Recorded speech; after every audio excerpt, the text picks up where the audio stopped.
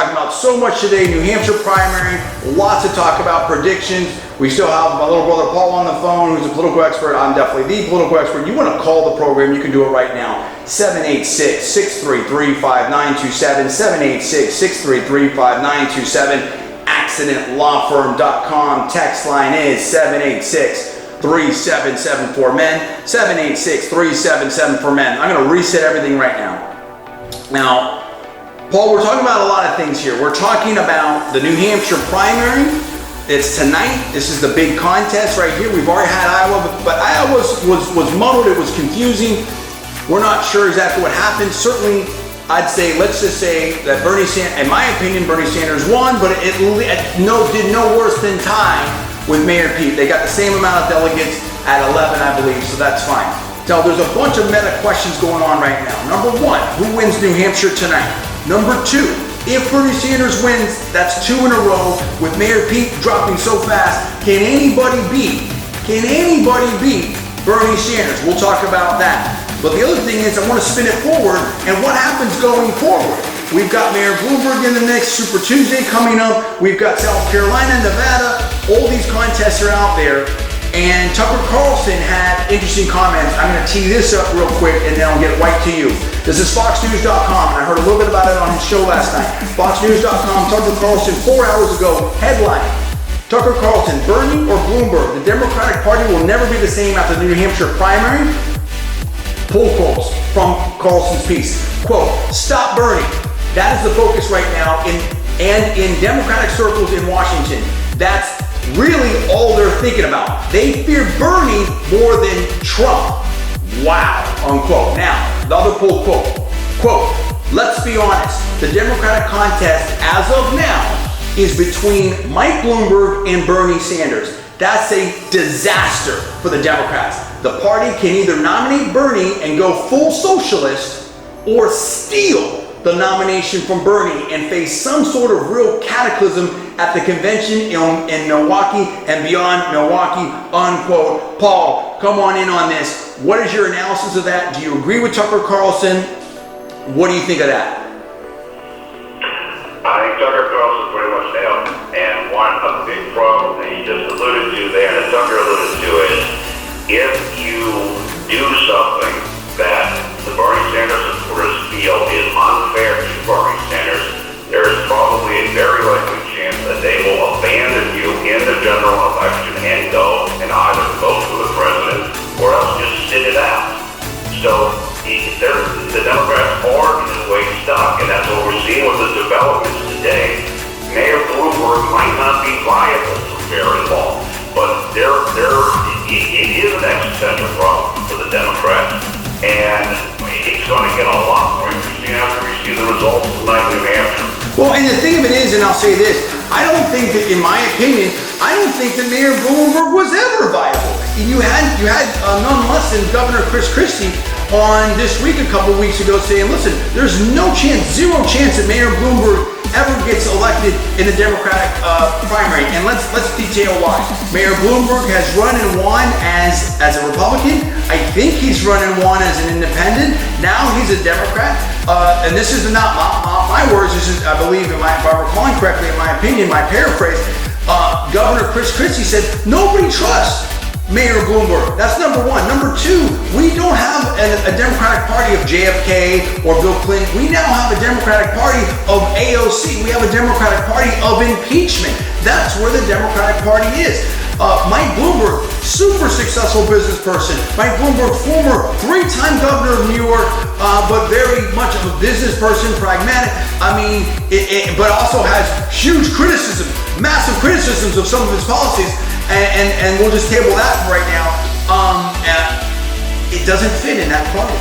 He does not fit in that party. Bernie Sanders, listen, Bernie Sanders is winning the Democratic Party for a reason. The Democratic Party now has a Democratic socialist edge to it. And I'm just going to hit these polls real quick, and I'm going to bring you right back in on this, Paul. New Hampshire Democratic primary, presidential primary right now, real clear politics, average of polls, Boston Globe, Suffolk, these are all from February 8th to February 9th. Boston Globe, 500 likely voters. Sanders 27, Mayor Pete 19, Senator Klobuchar 14, Senator Warren 12, Vice President Biden 12. Emerson poll, 500 likely voters. Sanders 30, Pete Buttigieg 23, Klobuchar 14, Warren 11, Biden 10. CNN 29 Sanders, 22 Pete, 7 Klobuchar, Warren 10, Biden 11, Yang 4. Now, you blend that all together, Sanders is up +4. He is just going up. Pete is flat. Biden is down. Warren is down. Klobuchar is up, but they're all muddled right there in that third place. I mean, I don't see a way where Sanders loses tonight, Paul. Do you predict that Sanders is taking the night tonight? Look, based on the polls, Bernie Sanders should win. Now, we do know, I believe back in 2008, that the polls were way off in New Hampshire. I think it was point. President Obama when Hillary Clinton ended up winning, so we still have to see the results. But based on everything that we're hearing, it certainly looks like Bernie Sanders is in a good position. Now, I just want to say for the audience, the reason why there's this sudden surge for former Mayor Bloomberg is honestly, because of his great wealth. He has the money and is spending it on a multitude of ads, mostly targeting President Trump. And many Democrats like that. But having said, he's not really in the game right now. He's kind of on the sideline. And the Bernie Sanders supporters and others are now pulling him into the game. And he might not last very long there. Well, let me say this real quick, Paul. I'm so glad you said that to tee this up, because I thought about that during the break, and this is the point I wanted to make. It's just like anything. Right? Michael Jordan was such a great basketball player that he made it look easy, right? Anyone who's super good at something, make it look easy. I can't tell you how many people, friends of mine, well, they know me in real life, and John does the radio, well, I can do the radio. And occasionally back in the day, I'd have them on and they just were terrible. You know, no offense to them, they're friends, that's not what they do, right? This is what I do, and I've been doing this now for like on and off in major markets for 20 plus years. And so it's a different deal. And I'm not, it's not about me, it's just a point. The point is this. President Trump, this is the key point. Listen closely now, write this down. Because I've been right about every major serious event in this campaign since August. I've been telling you guys, and anyone who's been taking notes, you've been way ahead of the game, so write this down. President Trump, yes, he's a billionaire, but he's so skilled, and he's been writing Art of the Deal, he's been going to... I met President Trump at the Republican National Convention, I believe in New Orleans, back in 1988.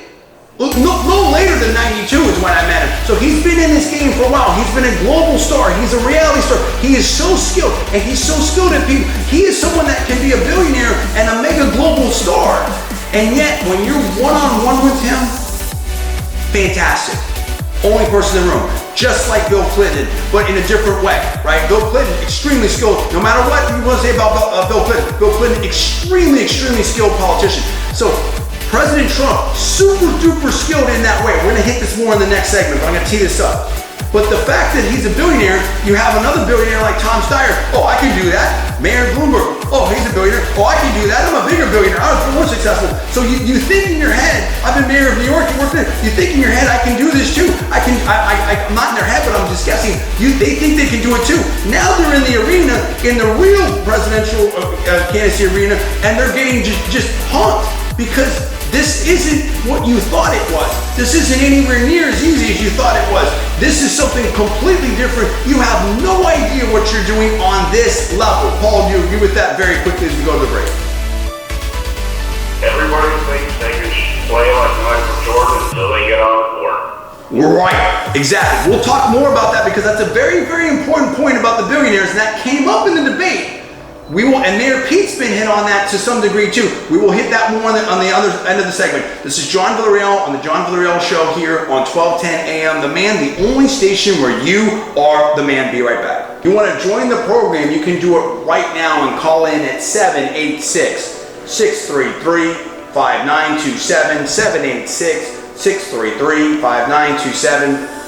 AccidentLawFirm.com. Text line is 786-3774-MEN, 786-3774-MEN. Now, I want to bring this in. We're going to bring Paul back in to comment on this as well. American Spectator today by Robert Stacy McCain. Quote, "The great liberal freakout has begun" is the headline. Subheadline, "Biden is fading fast and Democrats are losing their mind." Now, you go in here, write in, full quote, quote, "There has long been a consensus among mainstream Democrats and their media allies that if Bernie Sanders wins the nomination, there is no chance he could defeat Trump in November. Sanders and his supporters, of course, reject that consensus view and blame the centrist instincts of the party establishment for Hillary Clinton's stunning 2016 defeat." Unquote. American Spectator by Robert Stacy McCain. Now, Paul, let me ask you. You've been following us for a long time. I would call you a political expert. Of course, I'm the political expert, but you've definitely been following the stuff on the net, and you know a lot of stuff that's going on out there. And we both have been involved in a lot of political stuff. My question to you is this: who do you think is right in that debate? Do you agree with the people that say that Sanders could never win and the Democratic Party need to be more centrist and go for a centrist candidate? Or do you say, look, they've tried to do to Sanders what they try to do to Trump? They're trying to punk out the populists, they're trying to punk out the will of the people, and the energy and the action on the Democratic side is really behind Sanders and AOC, and you need to roll with that. Where do you come down on that? When you talk about Bernie Sanders, the most important thing, or the most troubling thing, I guess, if you are a centrist, is he's going to be labeled a socialist, and will he be able to withstand that? He calls himself a socialist, a Democratic socialist, but he calls himself a socialist. That's right, and will Americans tolerate that? And I think 5 years ago you would say, no, they wouldn't tolerate that. Now today you said, well, maybe they could tolerate that. Bottom line is this: President and Bernie Sanders operate off of relatively similar bases in their populism. There's energy, there is a movement.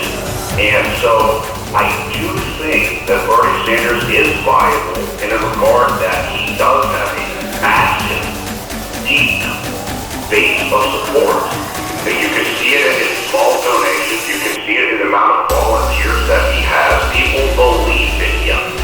Can he maintain that? Can he carry independence? Can he carry people in the Midwest who don't like the concept of socialism? I don't really know. But I do think that it's clear that the Democrats are moving further to the left. People are becoming more comfortable with that in the party and in the nation. And so I think there is a real chance that he could win the general election against President Trump or against anybody else. And we wouldn't have thought that even a few years ago, but it's a risk.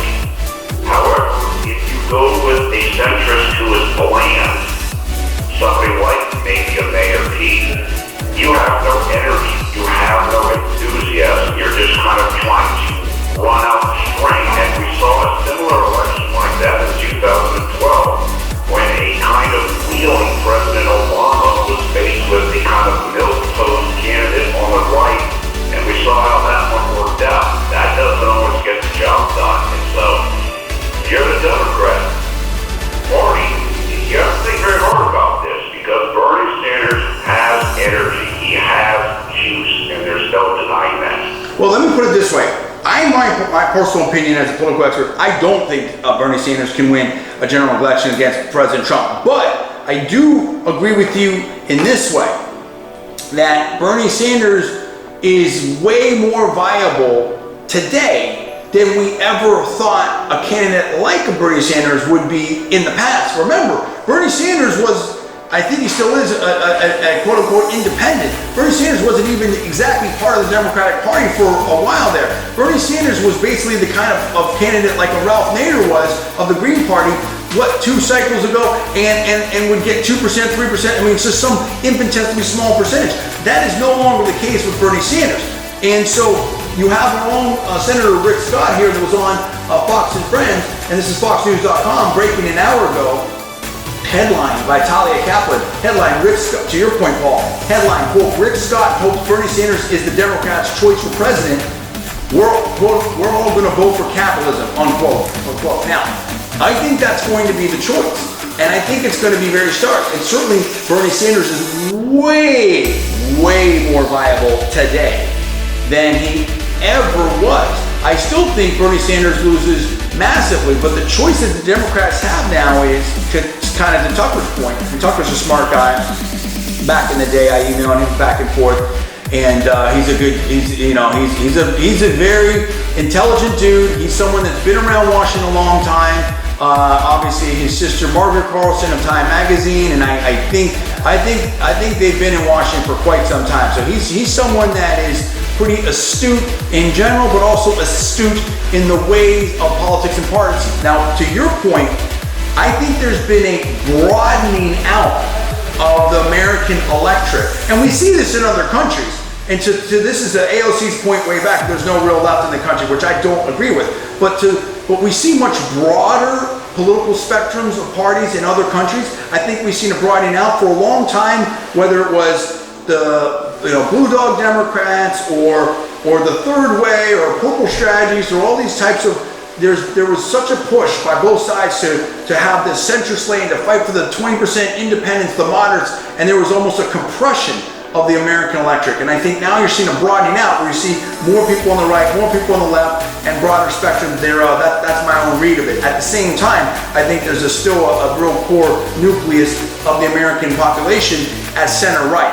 And if you took away a lot of the mainstream media propaganda, you'd see that even more. And I think there's been some analysis that there'd be a +7% shift to a conservative side, which I definitely believe. And you can see that. I don't want to get too deep into that. I want to bring you right back into this, Paul.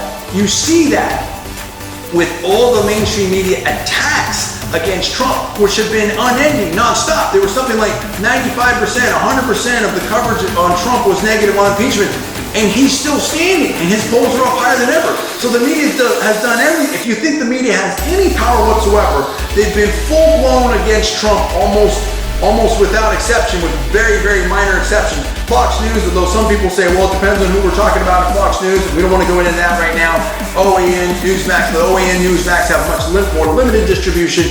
You have, and of course, the stuff on the net, and of course, this broadcast and conservative media on YouTube, but you have very limited other sources, but the mainstream media sources have been so voluminously and predominantly against Trump, and yet he's still standing strong. So in the face of that, here's the questions. You can comment on that, Paul, number one, because I know you know a lot about that.